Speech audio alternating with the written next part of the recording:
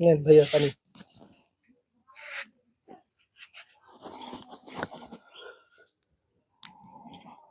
উনি পানি খেতে চাইছে, পানি খাওয়াইলাম। মুদিখানা বাজার, মুদিখানা বাজার ইন্দার মোড় সংলগ্ন বটের তলে এক স্মৃতিশক্তিহীন ভাই বসে আছে। তার নাম তিনি বলতে পারতেছেন না এবং তার ঠিকানা নাম কিছু বলতে পারতেছেন না। আমার কাছে পানি খেতে এসেছে, চা খেতে এসেছে, আমি চা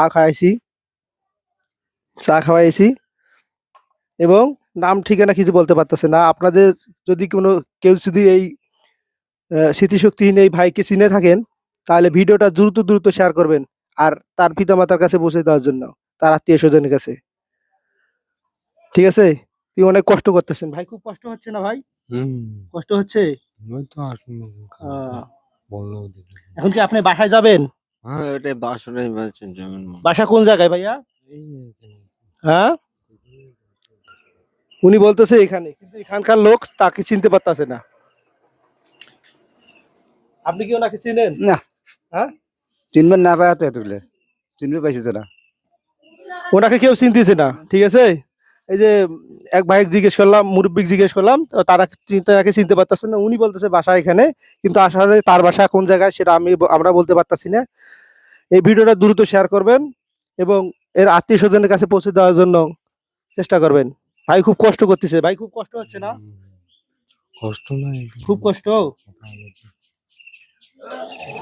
আমি সকালে কিছু খেয়েছেন আর এই তো খাইলো। এখানে এখনই খাইলো।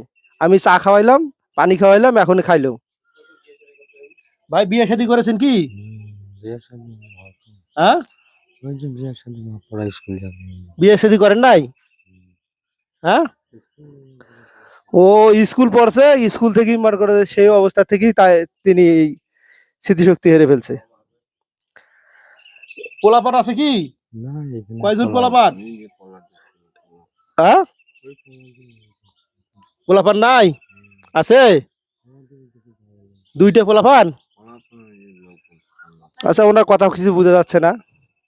আপনারা যত দ্রুত সম্ভব ভিডিওটা শেয়ার করবেন এবং সকলকে এই ভিডিওটা তার আত্মীয় স্বজনের কাছে পৌঁছে দেওয়ার জন্য সুব্যবস্থা করবেন। আল্লাহ হাফেজ।